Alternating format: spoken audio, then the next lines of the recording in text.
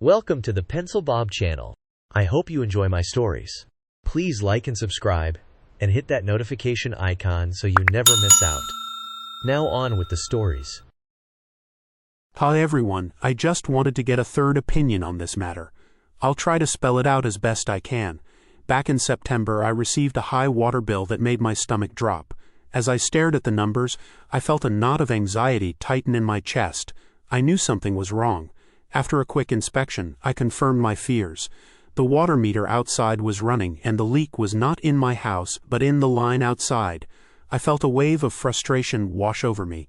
This wasn't the first time I had dealt with this issue. I decided to talk to my neighbors about it. They were always a good source of information and support. After a few conversations, they pointed me to a section of the covenants that stated, "Greater than the water distribution system in the community is private and shall be owned and maintained by the association as common property. The association shall maintain the meters serving each lot and all pipes connecting the meters on each lot." This was a relief. It meant that the HOA was responsible for the repairs. I immediately contacted our point of contact with the management company, who was surprisingly responsive. They scheduled plumbers to repair the leak and assured me that the HOA would cover the costs. My neighbors had similar issues, and the HOA had taken care of their repairs as well. However, my relief was short-lived. Just a few weeks later, I noticed the meter running again. I confirmed that the leak was not in my house but somewhere outside. This time we had a new management company, and when I emailed our new point of contact, he claimed he had contacted the prior vendor. I doubted his claim. He then stated that the board had clarified that they only covered the pipes from the street to the meter. This didn't sit right with me. The covenants didn't specify that, and the HOA had previously covered similar repairs. I felt a surge of determination. I wasn't going to let this slide. But I also didn't want to come across as a raging, uninformed Karen. I needed to approach this calmly and rationally. I decided to gather more information.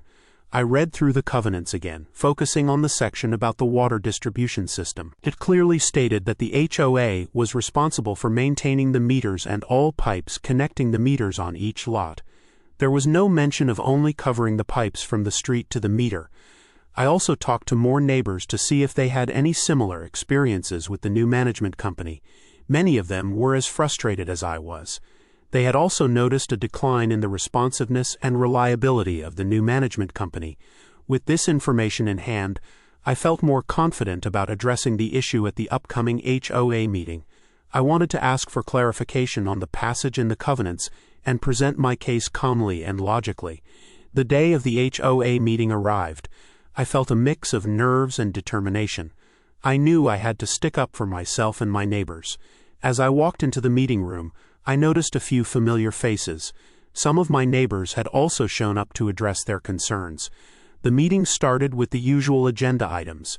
When it was time for the open forum, I raised my hand. The board members looked at me expectantly. "I have a concern about the water distribution system and the recent repairs," I began. I explained the situation, referring to the specific passage in the covenants. I also mentioned the previous repairs that the HOA had covered. The board members listened, but I could see a flicker of annoyance in their eyes. When I finished, one of them spoke up, "We appreciate your input, but we have a lot on our plate right now. We'll look into it, but our focus is on other priorities." I felt a sinking feeling in my stomach. They were brushing me off. The meeting continued, and I could feel my frustration boiling over. I had stood up for myself and my neighbors, but it seemed like my concerns were falling on deaf ears.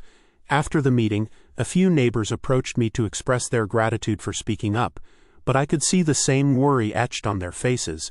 They shared their own frustrations with the new management company and expressed doubts about whether anything would change. In the following weeks, I kept in touch with the board members to follow up on the issue. Each time, I received vague responses that offered little reassurance. "We're still looking into it," they would say, but I could sense the lack of urgency in their voices.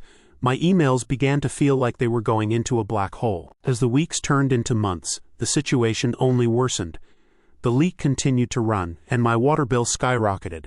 I felt helpless as I watched the numbers climb higher each month. I even tried to get a plumber to assess the situation myself, but the costs were exorbitant, and I couldn't afford to fix something that I believed was the HOA's responsibility. Finally, I received an email from the board that left me reeling. They had reviewed the covenants and decided that they would not cover the repairs after all. They claimed that the language in the covenants was ambiguous, and that they were only responsible for the pipes from the street to the meter. They also added that any repairs beyond that would be the homeowner's responsibility. I felt a wave of despair wash over me. I had fought so hard for what I believed was right, and now I was being told that I was on my own. I couldn't believe it. My neighbors were just as appalled, but it seemed like there was nothing we could do. The board had made their decision, and it felt final.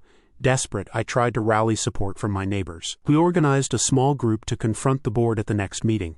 We wanted to present a united front, hoping that collective voices would carry more weight. But when the meeting day arrived, I felt a sense of dread. The board members looked more entrenched than ever. They seemed annoyed by our presence, and when we presented our case they were dismissive. "We've made our decision," one board member said coldly. "You're welcome to appeal, but we won't change our minds." I left that meeting feeling defeated. The board had closed ranks, and I felt like I was fighting a losing battle. The leak continued, and my bills kept piling up. I was forced to make difficult choices, cutting back on other expenses just to keep up with the rising water costs. As the months dragged on, I became increasingly frustrated. I felt trapped in my own home, a prisoner to a system that was supposed to protect me. I watched as my neighbors, who had once been supportive, began to withdraw. They were dealing with their own issues, and I couldn't blame them. The HOA's lack of accountability had created a sense of hopelessness in our community. Eventually, I made the difficult decision to sell my house. I couldn't take the stress any longer. The financial burden was too much, and I felt like I was constantly fighting an uphill battle. The repairs that should have been covered by the HOA had become a weight I could no longer bear. When I put my house on the market, I was met with skepticism from potential buyers. The leak had caused damage to the yard, and the rising bills were a red flag. I had to lower my asking price significantly, and even then it took months to find a buyer willing to take on the risk. In the end, I sold my home for far less than it was worth, and I walked away feeling defeated. I had tried to stand up for myself and my neighbors, but the system had failed us. The HOA had backtracked on their responsibilities, and I was left to pick up the pieces. As I moved into a new apartment, I couldn't shake the feeling of loss. I had invested so much in my home, both emotionally and financially, only to see it slip away.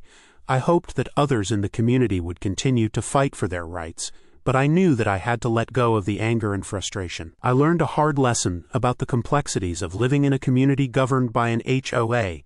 Sometimes, even when you're in the right, the system can work against you. I vowed to be more cautious in the future, knowing that not all communities are created equal, and that sometimes standing up for what's right can come at a steep price. Reading about this HOA's refusal to cover repairs is infuriating. It's a classic case of how these organizations can become power-hungry and neglect their responsibilities. Homeowners pay hefty fees for the promise of maintenance and support, yet when it comes time to deliver, they suddenly backtrack. This isn't just a failure of management, it's a betrayal of trust.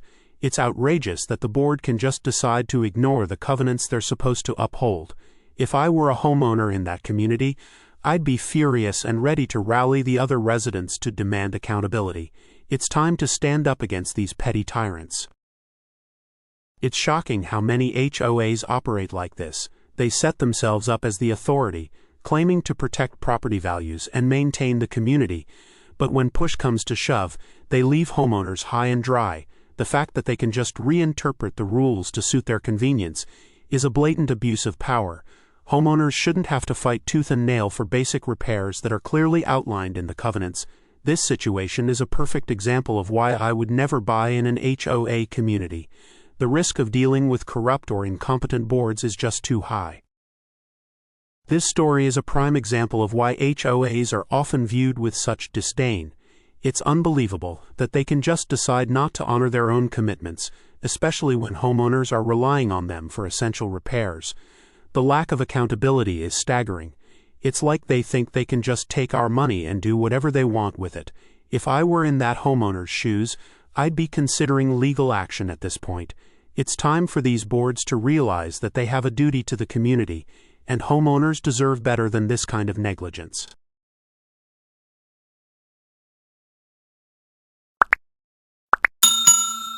I would like to thank you for watching the video to the end.